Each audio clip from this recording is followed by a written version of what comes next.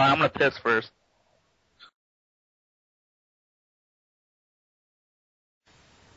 Welcome to You Are Talk. As you can see, I'm not 1984, Slify here, but we have 1984. Hi. And we have special guest, Bojax. Hey.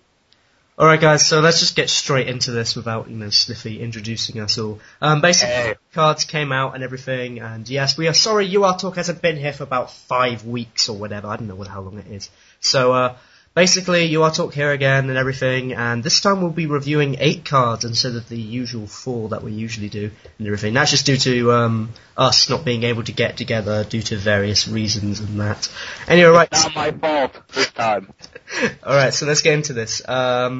Basically, new cards came out. There was 2 new Vortex cards, which is very good. And then we got 2 other just random cards. Oh yeah, no, sorry. We'll talk about the first release, sorry. The release about 2 weeks ago, sorry. Good call. Yeah, sorry, yeah. I was thinking about this release. So, in this release we managed to get a La Junta card, a Skells card, a Sacrum card, and I can't remember the last one now. What was the last one? Bangers, there we go, okay. Oh god, my internet's not working. Alright, never mind then. Okay, we'll just do this completely off the wall. I don't know how we'll do this. Okay, so the first card... Off the wall. Okay, so the first card we're going to review is Eluxia, I don't know what it is. And her stats at 5 stars is a 7/7 with the ability of Poison 1, Min 0. So what's your initial thoughts on it, Slify, firstly? Well, don't forget, first of all, her ability is Defeat, Poison 1, Min 0. Sorry, so, yeah. Yeah, don't worry, I got that wrong in my review, so we're all even on this. I'd like to apologize for that again, but I think she's a really good card. 7 damage is very impressive, 7 power isn't bad. 5 stars is but she's one of those perfect buffs where if you win with her, then she's going to do 7 damage, which is really good. If you lose with her, she's going to poison your opponent for 1, and you can, Fury Kill with J. You can do, it opens up a lot of 2-hit KOs just for defeat. And your opponent will probably overpill if you were trying to get defeat out. Your opponent might underpill thinking you were bluffing. She has a lot of options. That said, she's also very unreliable, because if you're trying for the win and lose, and you don't really want the poison defeat, she's not very good. So in that case, I think she's a better survivor card, personally. Okay. I'm just going back, you said that she's, people will overpill against her. I kind of don't believe that, really. I don't know, just me, because I can see... In my testing, when I've got her, people overpill just so they don't take the 7 damage, thinking that poison... The poison is only 3 damage, because her poison is very low compared to normal poison of 2. So some people are willing to take it, but they think that I'm going for the damage more. Okay. And Bojax, what do you think about Alexia? How do you rate her and everything? Well, I agree with over here. I'm a fan of her in ELO. I don't think she's overpowered. I think you should lead with her, play her second. My initial thought was to play her third, but now that I've really messed around with her, if you pill early on, maybe 1 or 2 pills, and just see what happens, if you get that 7 damage through, you can work with it and try to go for the 2-hit KO. Or even if it doesn't go through, if you draw cards like J, you can try and hit hard with one of those powerhouses. But if you get her damage in, you can always Fury with Chiara or Praxi. I think she makes a great combo for him. Okay. Just going back, you said about J. The only issue I have with the J Alexa combo and everything is it is quite a lot of stars in thinking about it now. It's 9 stars. Do you think that would be a common combo in the ELO metagame if with all the 9 stars and everything? It wouldn't be common to get both of those cards at once. But in my opinion, I don't think there's a better 4-star than Jay, and since Kalius is banned, I don't see a better 5-star option either. So if you do choose to play mono, then Alexia is your choice. We'll see where it goes. Yeah. What about the Survivor circuit, Type 2? Because I have seen people... I saw a deck recently that had both Alexia and Jay, but it also had Umbre support. Do you think that would work? What was that last card? Ambre. Umbra. Okay. Umbra, yes. Yeah. That leader. Yeah, I'm not a fan of skills in Survivor. That protection ability just isn't enough. But if you did want to play mono, yeah, that would work. I mean, like, what if you use something like the Sacron half, like with Grax and Uranus and Trin and that? If you do that, that's fine. But you have to throw in Dwan as well, and it'd be a heavy damage reduction deck. So, may I chime in on this for a second? Yeah. Please do. I completely agree with Bojax that Skells can actually do a pretty decent Survivor thing, but every 4 card combination you can think of is usually overpowered by uppers, by Uluwatu, by bangers. So at the end, you could do it, which is better, so why would you do it? Yeah, Exactly. I suppose, yeah. Alright then, so how do you think she fares in messing up the Elo metagame then, Bojax? I don't think she messes anything up. I just see her as another choice. I personally wouldn't use her because I like a low star deck with skills when I play with them because I use them in half decks. I don't normally use them in mono, so I don't think she's going to do much to the Elo metagame. Okay. Okay, going to Slify. Do you think that she is the best 5-star for the Skells? Nope. That's Kylus, though, sir. Okay, apart from Kylus, though. My bad, jeez. Well, we all know that Kylus is better, so I mean... Well, that was debatable a long time ago, I'd like to say. Thomas fans. By the way, where's your Thomas now? Underused? Okay. I'm gonna get so much hate mail for that. Anyways, I think she is the best 5-star in my opinion. A lot of people like Alan, though. And I can see why they like her. I'm not the biggest fan due to her having no support against power or attack manipulation.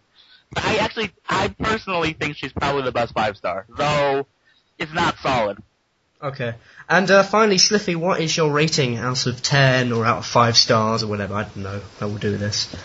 I always do mine out of 10, so out of 10, I'm going to go ahead and give her a 7. 7? Yeah. Really, a 7? 7 out of 10. Want to know why? Why? Because, as Bojack said before, she's a good card, but you don't really see using her because you usually use Jay before her because he's 1 star lower and can do a lot of damage. You probably use a 3 or 2 star half deck. If you're using mono, sure you would use her, but you don't really need to use her is the thing. And if you don't need to use a card, they don't really get that high in my ranking system. Okay. And out of 10, Bojax, what would you give it? What would you give her? Whatever. 7. 7 as well? Okay. Slify hit it spot on. Okay. Alright, so finally from me, I think she's an okay card. Dual threat with the defeat poison, it's quite interesting and everything with the, the J, 2-hit KO and all that. As Slify and Bojax did say though, Elo metagame, bit of a no-no really. She's not overly strong in that front. Maybe Survivor Elo options, I'm not too sure. But Survivor Type 2, unfortunately Skells are a bit shaky in that front, so maybe not in that as well. Overall, when I first saw Alexa come out, I didn't think she was very good. And now I kind of think she's okay. I mean, she's kind of gone from really bad in my opinion to an okay card. So that's just my opinion on it. And also, she's very hard with when I played with her actually. I have to say, you have to predict perfectly with the card and everything, and all that. So that's why I give her like the same rating as you two and everything. On a side note, I would like to thank White Dragon 11 for the testingness. That was great. Yeah. I actually did forget to mention him. You're welcome. Yeah, thank you there, Slify. So were you saying, Bojax, you just, it sounded like... Oh, that was just a chuckle. Oh, okay, never mind. Okay, alright, so let's go on to the next card, and I think we'll do M-Bolt from the Sacrom. And M-Bolt at 2 stars is a 6/1 with the ability of defeat -1 opponent's life, minimum 1. So, what's your initial thoughts, firstly, Slify, and in testing and all that? I know there's a giant debate going on whether one side really likes M-Bolt, and the reason they like M-Bolt is because, one, he forces pills just to beat him. 2, when you do beat him, he does 1 damage. And when that 1 damage, you can set up on a lot of, like, La Junta cards, Fury J, a lot of other things that do 11 damage that normally don't get the 1-hit KO. And his power is pretty average for a Soccer Room 2-star. That said, I don't like him personally because, 1, I think it's kind of obvious compared to the 1-hit KO. 2, yes, you can do the whole I force you to pill once. If you're playing a Dorian against me, I'm going to take 7 damage for probably like 3 pills. And I'm probably going to lose now because I've tried to use an Embolt bluff or not. And yes, you can bluff with Embolt, but his stats aren't very good to bluff with compared to like Mystic or Wakai. So I don't think he's very good personally. Though there's a lot of people that like him. Okay, and how do you think Embolt is, in your opinion, Bojax? How do you think he fares and everything?